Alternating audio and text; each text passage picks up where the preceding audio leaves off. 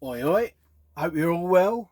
Thanks for coming back, watching a bit of my ramblings. Recently watched a couple of videos put out by James, Retro Import Gamer, um, basically on Boxart, on games that are sort of super nostalgic to him over the years. And I've watched Geordie Slasher, the Richard Gere of the retro community, and also David Plays Games Badly, a video he did as well in response. So I thought, ooh, it's been a long while since the old VRs have gone around. So I thought I'll have a bit of that. So initially I thought, right, I need just one box art from each console, spanning over the last sort of couple of decades. What's super nostalgic to me. So I've pulled out a few, and these are the first ones that sprung to mind. They're not my usuals. That I usually go for Sonics and whatnot. These are a little bit of thought, and just I thought, wow, that box art had an impact on me throughout the years, in my gaming history, sort of thing. So, firstly, had to be a Mega Drive title, didn't it? Now, yes, the Japanese one or American one might be slightly better, but for me, I love the black border. It really sort of brought out when you got a bit of colour. This is Splatterhouse 2. What a crazy game. Left to right, platforming, scrolling, beat 'em up, kick ass. Sorry about the glare, it's got a baggy on. But what a great game. And I remember back in the day looking at that, just thinking, wow, I need this in my life. You know what I mean? It was typical of the days of the cover art sold it to you. So, yeah, what an awesome bit of inlay artwork. What a great game. So number one, and I've gone with five. I've narrowed it down to five. So, the next one, and the nostalgia's flooding back with the console itself. It's a handheld, something I've recently got, and I just thought, wow, what really shone, what made me want to play the game. And I've got to say, yes, it's available, and I've got it on the Mega Drive Master System, but I loved it on the Game Gear. Absolutely loved it. Castle of Illusion, starring Mickey Mouse. I mean, it was just like stepping into a cartoon back in the day, and it really sort of the colourful box art on that. I mean, I love Game Gear box art anyway, but prime example, beautiful. But yeah, it was really like stepping into a cartoon world. The music was awesome. It was basically the same as the Master System, but on the handheld, it was just so out of this world. So yeah, always brings a smile. Love a bit of Mickey Mouse, Mickey Mouse. So that's another one, and then we go on, kind of a generation, to an add-on of the Mega Drive. And again, this one, just whenever I think of this add-on, blows my mind. The anticipation, the hype for me to get this game as soon as I see the box art, and that was Metalhead. It's got one of them wacky stickers on the front as well, of Knuckles, no smoking. so, but Metalhead on the 32X, what an awesome game.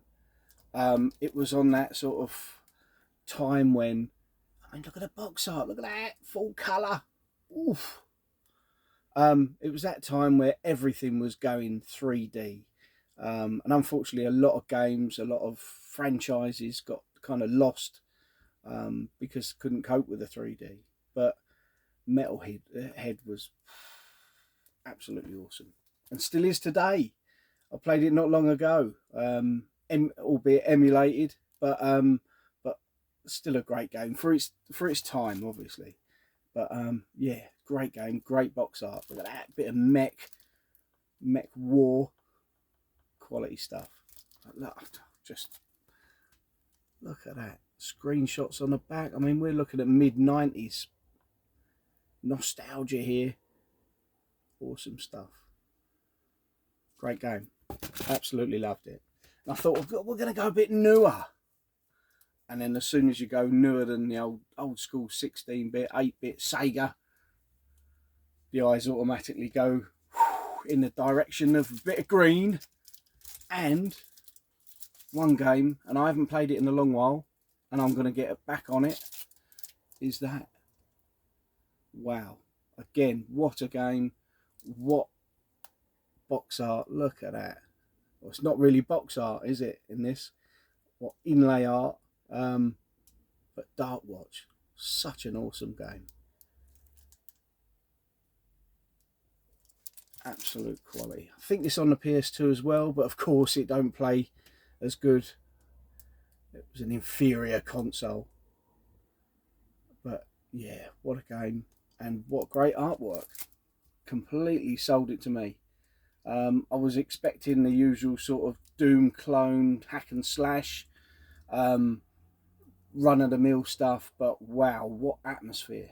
The inlay, again, completely sold it to me, and never looked back, and it's one of my favourites of that generation, definitely. So Dark Watch, get in amongst it. If you ain't played it, experienced it, go and get it. I don't know if it's expensive, cheap, or what, but yeah, got to be done. You owe it to yourself. Anyway, the last one here, I'm looking around and I'm thinking, got to go a bit newer, something else, bit of variety in my choices, and gravitate to the N64. I mean, Nintendo Boxart, it's one of the best out there, but I then peer across at the PlayStation, and I just happened to catch a little glimpse, and I thought, wow, yes, that got me to get a PS3. It was this game and the Gran Turismo franchise. So and the game that got me to get one is this. I tell you what, it speaks for itself. Absolutely awesome. Heavenly Sword. What a great game. And then to read on the back, character performances directed by and starring Andy Serkis. Awesome actor. But yeah, look at that. Really sold me on needing a PS3. PlayStation 3 exclusive. What a game. And it really is a game that needs to come back, because even I would lower the tone and pick up a PS5 pad and have a little button bash if they did a follow-on of the Heavenly Sword series. But awesome game, really good, and yeah, great artwork.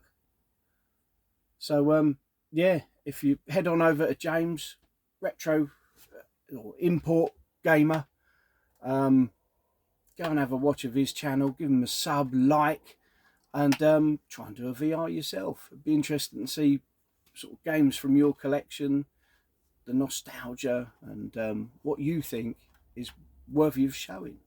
So yeah, titles like this, really worthy.